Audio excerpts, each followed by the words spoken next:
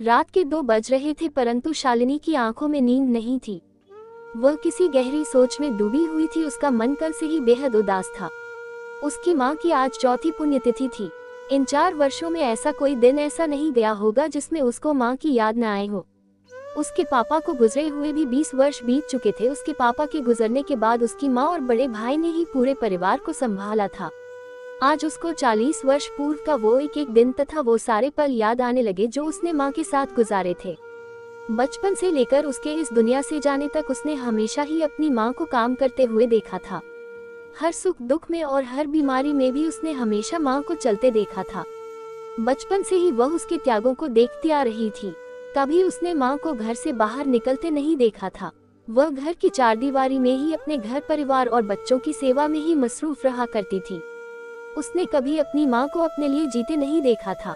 सुबह से लेकर रात तक नाश्ता बनाना, घर की साफ सफाई करना तथा बर्तन कपड़े धोना, शालिनी और उसके अन्य 3 भाई बहनों को तैयार करके स्कूल भेजना, उनके कपड़े, यूनिफॉर्म, किताब, नोटबुक इत्यादि हमेशा सलीके से तैयार रखना, उसके पापा के लिए टिफिन तैयार करना, खाना पकाना, शाम को सभी के लिए नाश्ता तैयार करना और फिर रात का खाना बनाना, यही सब कुछ तो शामिल था। उसकी माँ की दिनचर्या में उसको फुर्सत ही कहाँ मिलती थी घर से बाहर निकलने की। हाँ, ये बात कुछ और थी कि वह शालिनी और उसके भाई बहनों को कभी कभी थिएटर में पिक्चर दिखाने जरूर लेके जाया करती थी। वह उन्हें अकेले कभी कहीं जाने नहीं देती थी।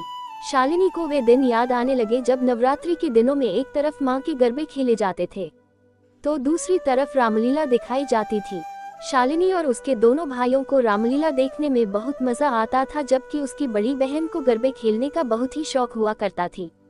तब माँ शालिनी को उसके दोनों भाइयों समेत किसी पहचान वाले के साथ रामलीला में बिठाकर शालिनी की बहन को गरबे के लिए ले जाती थी और फिर लौटते उन सबको अपने साथ घर लेकर जाती थी। शालिनी को वे दिन भी याद आने लगे जब वह और उसका छोटा भाई बचपन में अक्सर बीमार रहा करते थे। उन दोनों को गला खराब होने की तथा आए दिन बुखार होने की तकलीफ रहा करती थी।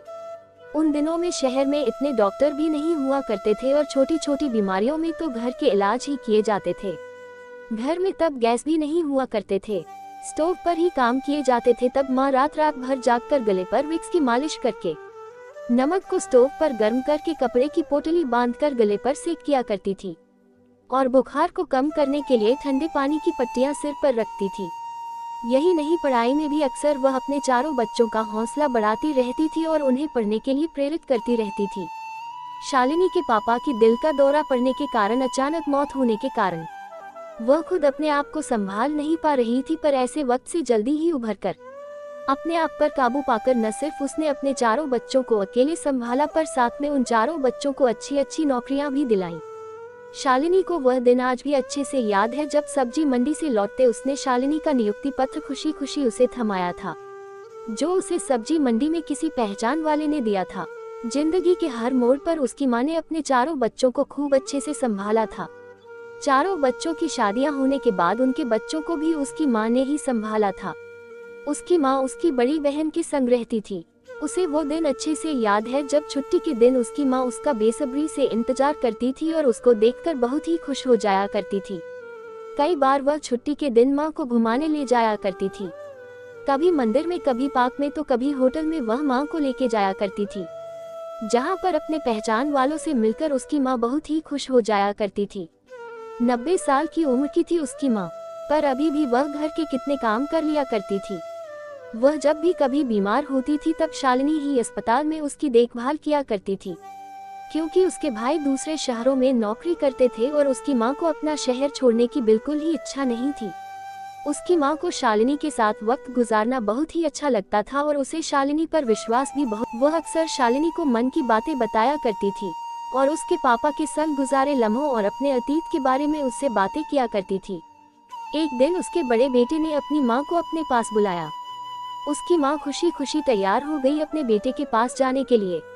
शालिनी उसको अपने भाई के वहाँ छोड़ कर आई। उसकी माँ वहाँ बहुत ही खुश थी। उसका भाई और भाभी उसकी माँ की खूब अच्छे से सेवा करते थे और अच्छे अच्छे व्यंजन बनाकर उसको खिलाते थे। उसके भाई के बच्चे और उसके भाई भाभी उसकी माँ के साथ तरह तरह के खेल भी खेला करते थे। वह अपने बच्चों के साथ वहाँ पर बहुत ही खुश थी, पर अचानक ये खुशियाँ दुख में परिवर्तित हो गईं, जब अचानक से माँ को दिल का दौरा पड़ा। किसी को कुछ समझने का मौका ही नहीं मिला और माँ अचानक से सबको छोड़कर इस दुनिया से चल बसी। माँ का दिल अपने शहर में ही बसता था, इसलिए उनका अंतिम क्रियाक्रम अपने शहर में ही किया गया, जहाँ उसने अपनी जिंदगी गुजारी थी। शालिनी और उसके चारों भाई बहन अनाथ हो गए थे। पापा के जाने के बाद जो माँ उनका सहारा थी, वह भी उनको अकेला छोड़कर जा चुकी थी। शालिनी तो माँ के बहुत ही करीब थी, इसलिए उससे तो ये दुख बर्दाश्त ही नहीं हो पा रहा था। वह अब अपने आप को बिल्कुल अकेला महसूस करने लगी थी।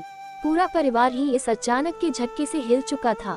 वह सबकी चहेती थी, उसने कभी किसी में फर्क नहीं रखा था, सबसे प्यार से चलती थी और सबको हमेशा मान सम्मान देती थी, चाहे कोई गरीब ही फिर क्यों न हो। इसलिए उसके जाने के बाद आज भी उसे हर कोई याद करता था। आज शालिनी की आंखों में नींद नहीं थी। अपनी माँ को याद करते करते उसकी आंखों से झरझर आंसू सैलाब बनकर बहने लगे। आज उसे फिर अपनी माँ की कमी महसूस होने लगी।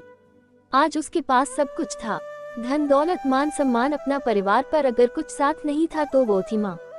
माँ का प्यार और उसकी निस्वार्थ सेवा। दोस्तों, अगर यह कहानी आपको अच्छी लगी हो तो वीडियो को लाइक करके हमारे YouTube channel Hindi motivation story को सब्सक्राइब जरूर करें। धन्यवाद।